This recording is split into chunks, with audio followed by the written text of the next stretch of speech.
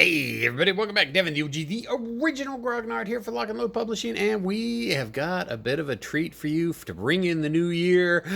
Space Infantry Federation. We've finally gotten copies of this in, and let's go ahead and jump into it and take a look at it. What is Space Infantry Federation? It is the latest iteration of our Space Infantry series. Let's go ahead and take a look at the back. During the Second Contact War, humanity chased their enemy straight into a hornet's nest of alien species. With the human Federation centuries out of date by comparison, the race is one to defend and fortify the 6 Federation colonies before these factions can sweep in and take it all away. If they make it to Sol, all will be lost. Sounds devastating.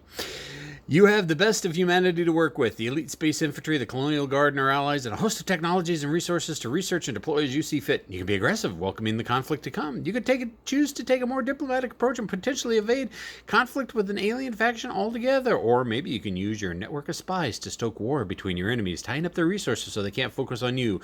There are many viable approaches. You're opposed by the forces of the Flesh Eaters, Cthulhians, mercenaries, mutants, and cybers. Each will react to your choices and actions, each capable of sending fleets and troops to besiege your colonies and wage war on Sol. Each faction has their own unique abilities to contend with and special powers to use against you. Can you hold off the alien factions long enough to fortify the Federation? Will internal political affairs and turmoil cause it to collapse from within? Can humanity keep up with the race for the ever more advanced technology, or will it be regulated to a simple backwater incapable of ever competing on the galactic stage? All of that depends on you. Good luck, Commander. Wow, sounds actually kind of pretty serious. So, what is this?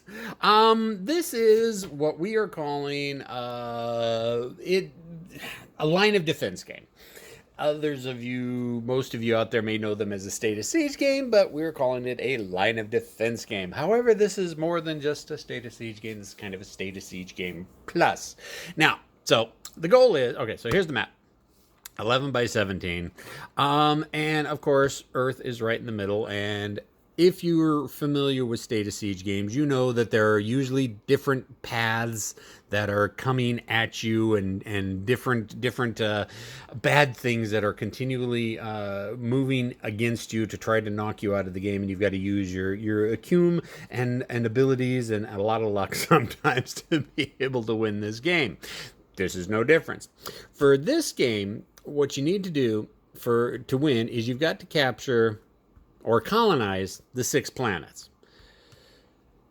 Sounds easy enough. However, the bad guys out there aren't going to allow you to get away with it that easy. Now, where this differs from a normal State of Siege game is that there is politics that you can do.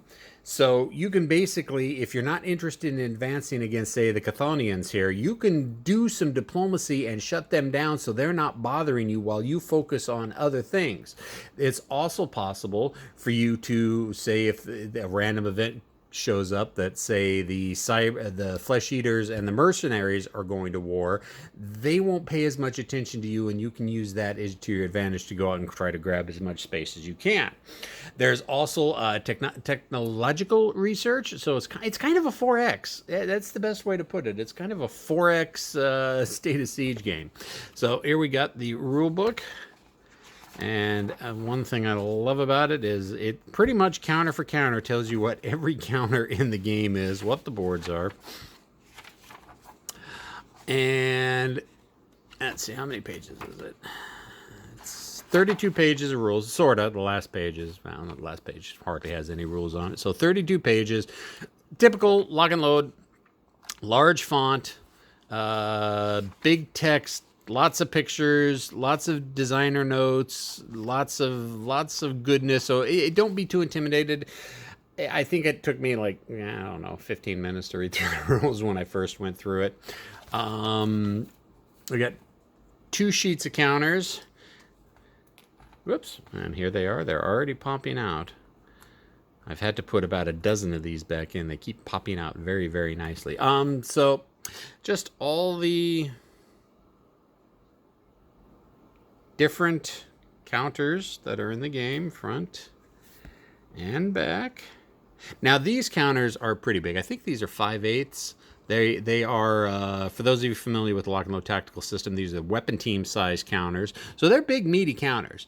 And as you can see, I mean, the fonts on them are really big. So those of us with old, decrepit eyes can see what's going on with the counters. And what would be a State of Siege game without random events? That's you. Roll randomly that pops up. Basically what happens is when you decide how difficult you want the game to be, you have a series of... that's not popping out. You've got a series of these event counters.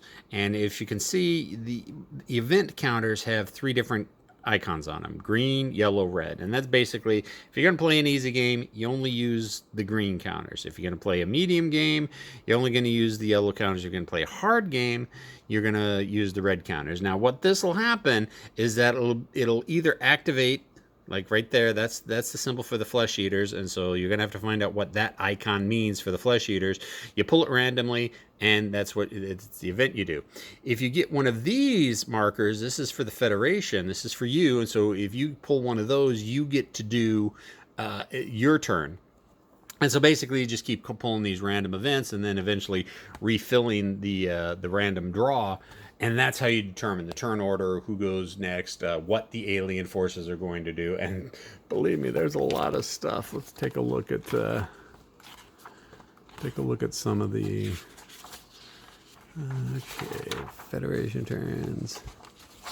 Now right here. All right, so you got random events. There's a greed for the mercenaries, galactic conflict, fast scouts, alien war event, propaganda, military loss. I mean, there's just a whole plethora, as you would expect from a State of Siege style game, or as we're calling it, line of defense game. I should probably start calling it that.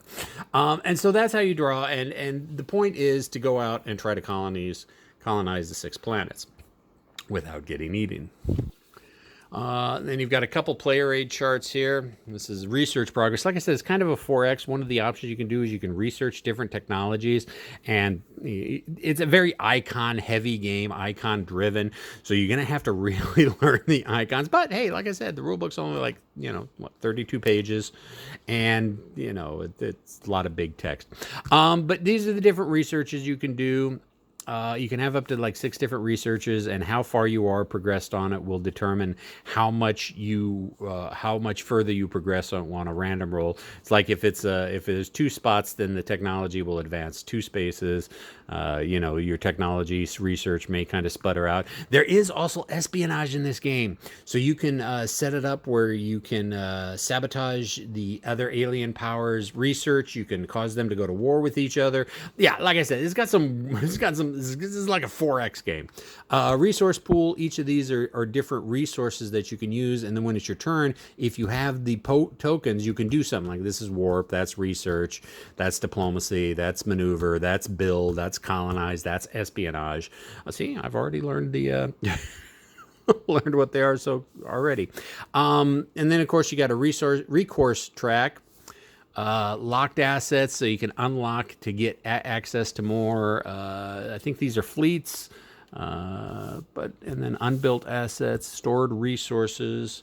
So this is just one of the player aid cards. Then the other player aid card is kind of more the diplomacy player aid card, which you can tell what the different factions are, what your status with them, be you at war, and here's the war effort. So if you're at peace with a certain, you'll be marked here. Mercenaries, you always start off at total war with mercenaries, so that's it. They're mercenaries. But everybody else, you start off at peace at, and as you start advancing down the different paths, you start shifting their like of you down, or you can use diplomacy to shift it back up. And of course, when you go into war and total war, then bad things start happening to you because they have big technology that you don't.